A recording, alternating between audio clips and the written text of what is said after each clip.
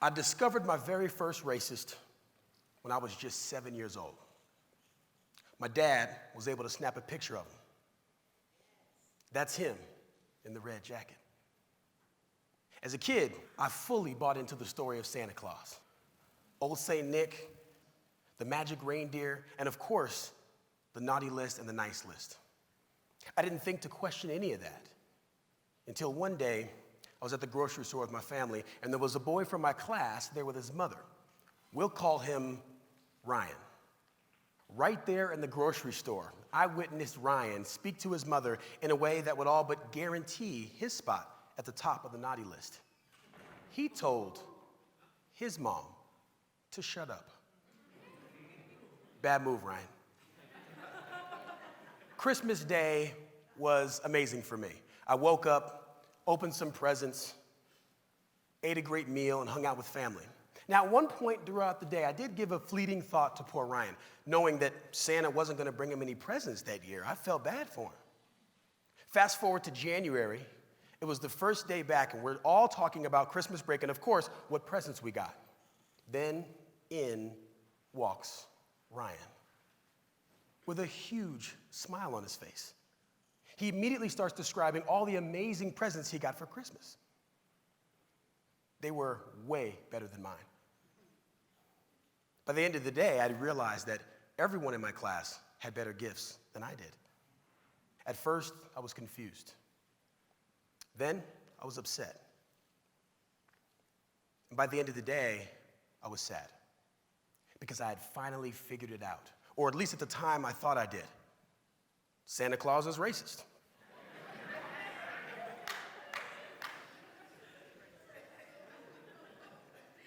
So when my dad came home from work and saw me in tears, I told him, Dad, Santa doesn't like me because I don't look like the other kids.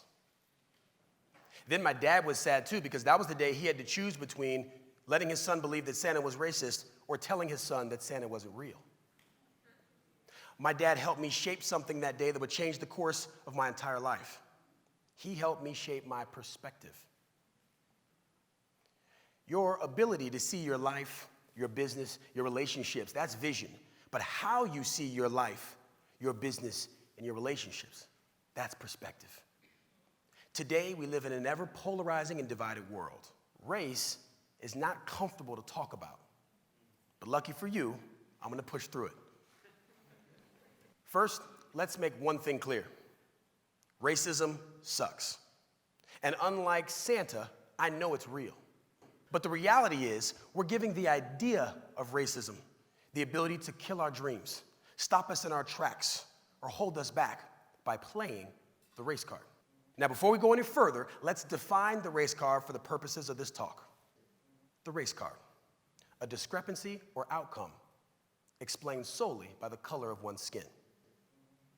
Variations of certain statements include things like, because I'm black, because they're racist, because the system's designed for me to fail, or because they have white privilege.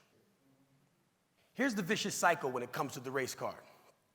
The more you play it, the more your brain starts to expect it. It literally starts to see it everywhere you go, meaning if race can be used to explain a situation, then it is used to explain a situation.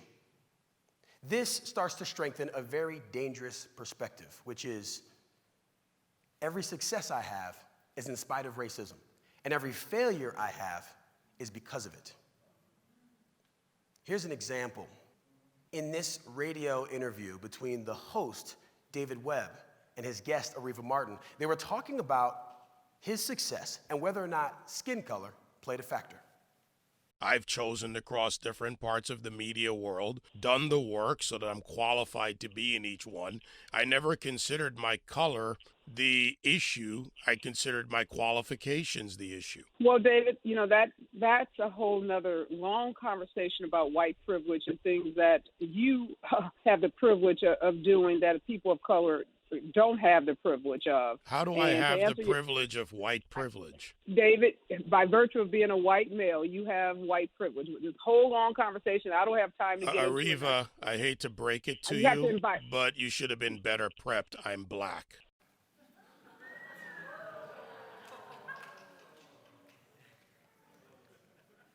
What's more damaging than telling millions of people that whites can achieve success because of the color of their skin are telling blacks that they can't because of theirs.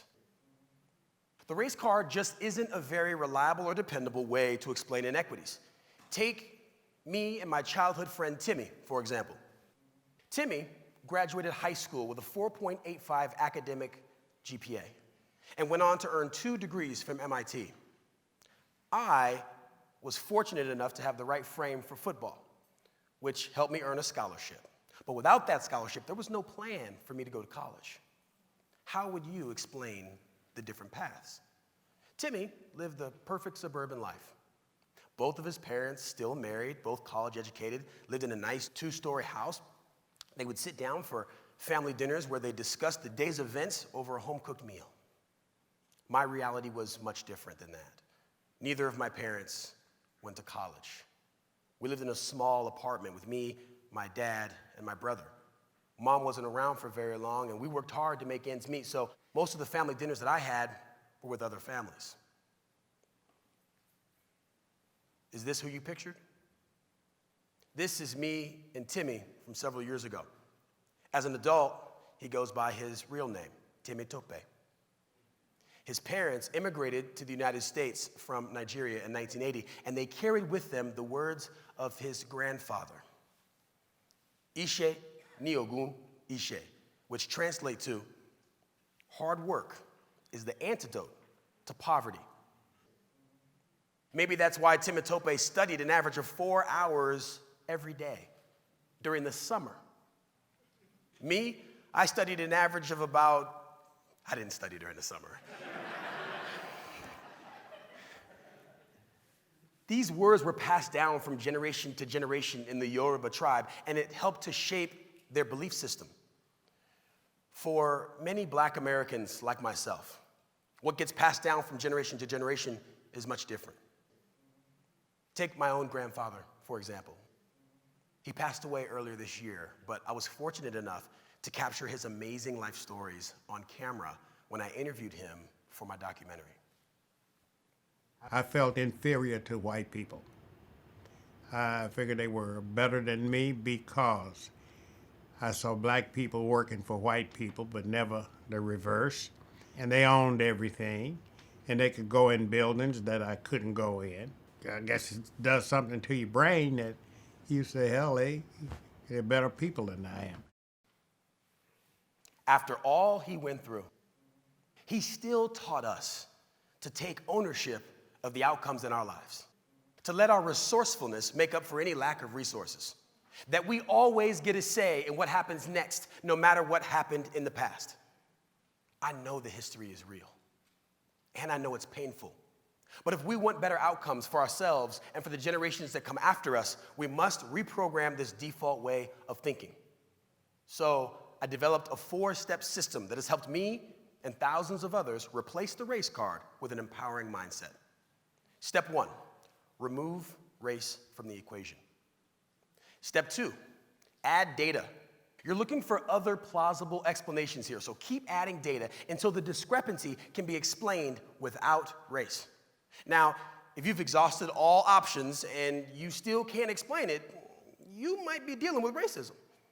But even if that's the case, you still want to move on to the 3rd step, which is ask the question, what can I do to improve my results?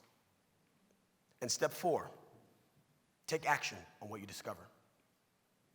It's simple, but it's not easy. What makes this so challenging, besides all the signals from the media encouraging you to play the race card, are statistics.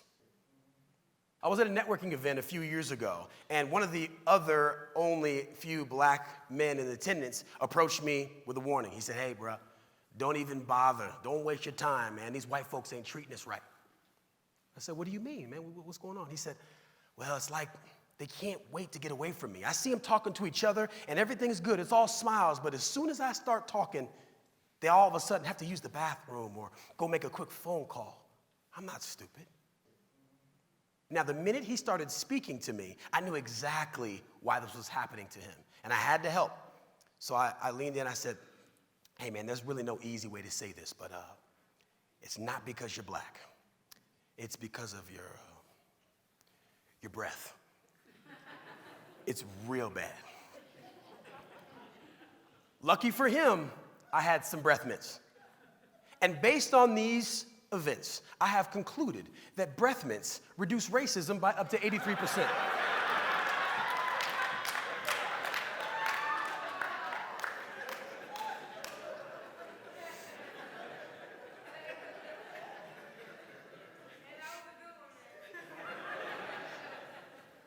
Statistics are tricky because they can be both true and misleading at the same time. For example, according to CB Insights, blacks make up less than 1% of venture-backed companies. That's a true statement, but it becomes misleading when you begin to believe that racism is the reason. Look, I'm in that sacred group of black entrepreneurs that convinced the white man to part with his hard-earned cash to invest in my dream. But before I had to learn a very important lesson.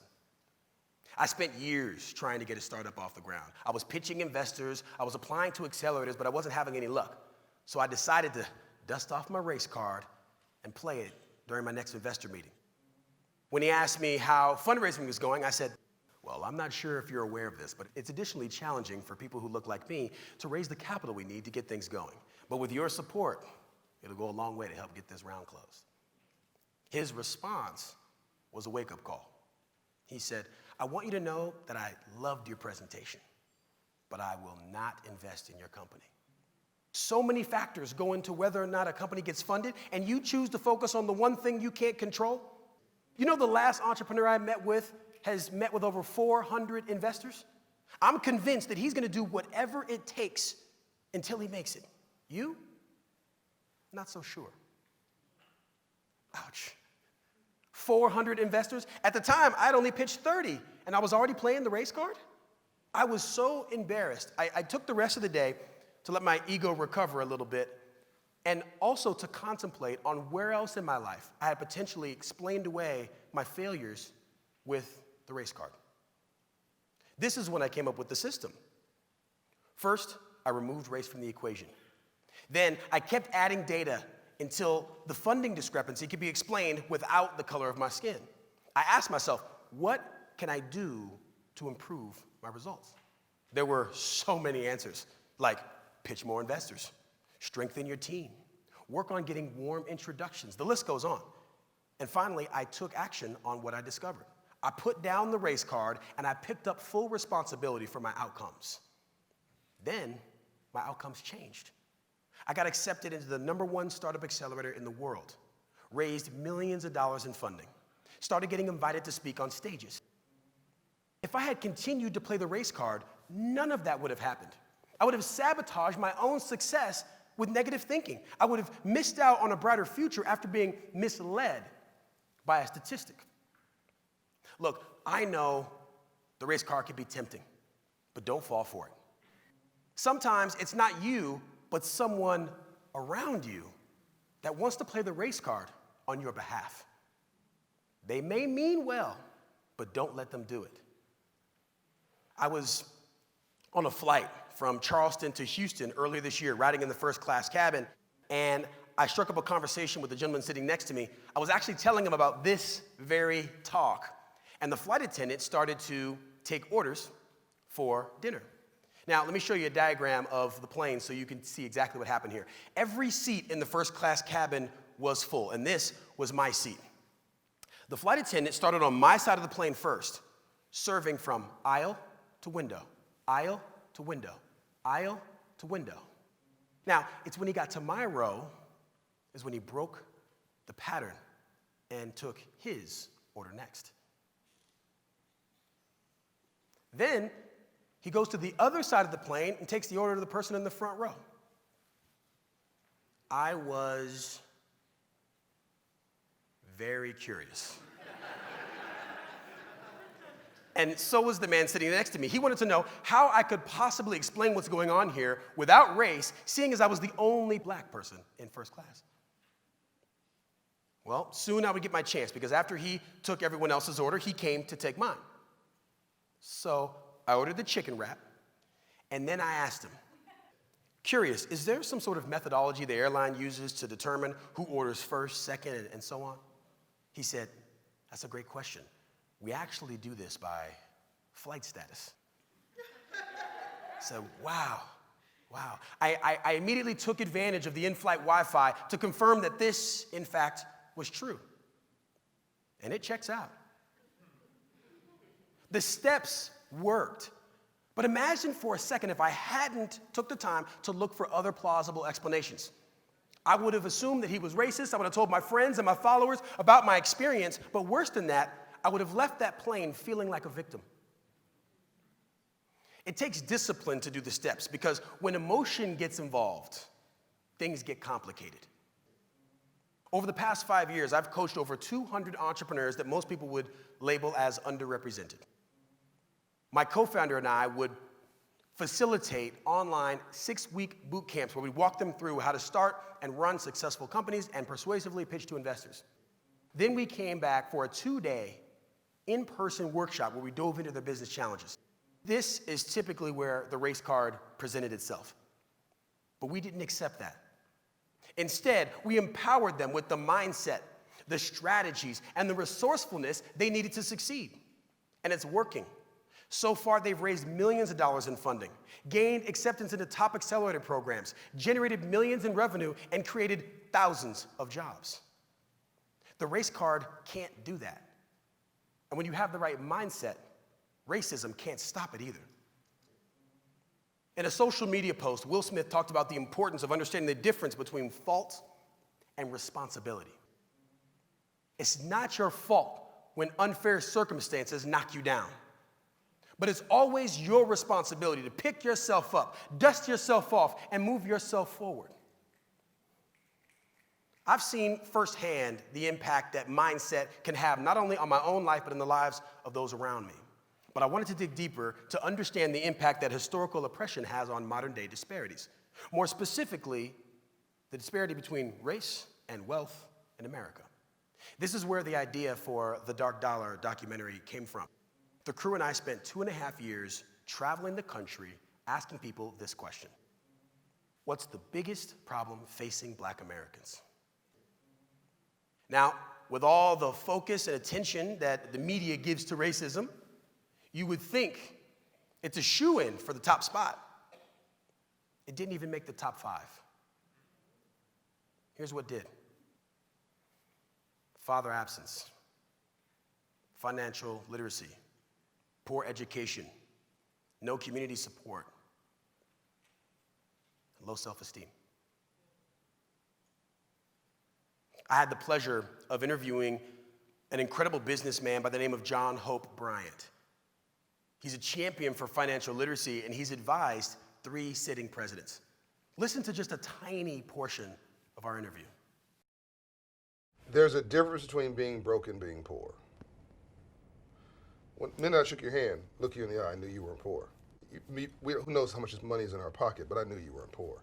To be broke is economic, but to be poor is a disabling frame of mind, a depressed condition of your spirit, and you must vow never, ever, ever to be poor again. Did you hear him? He said to be poor is a disabling frame of mind, a depressed condition of your spirit. You know, in a 2.5-hour interview, one thing he never did was play the race card. Not once. Instead, he focused on empowering people to participate in their own success. If you find yourself defaulting to race when things don't go your way, I have a challenge for you. Let the race card expire and replace it with something better.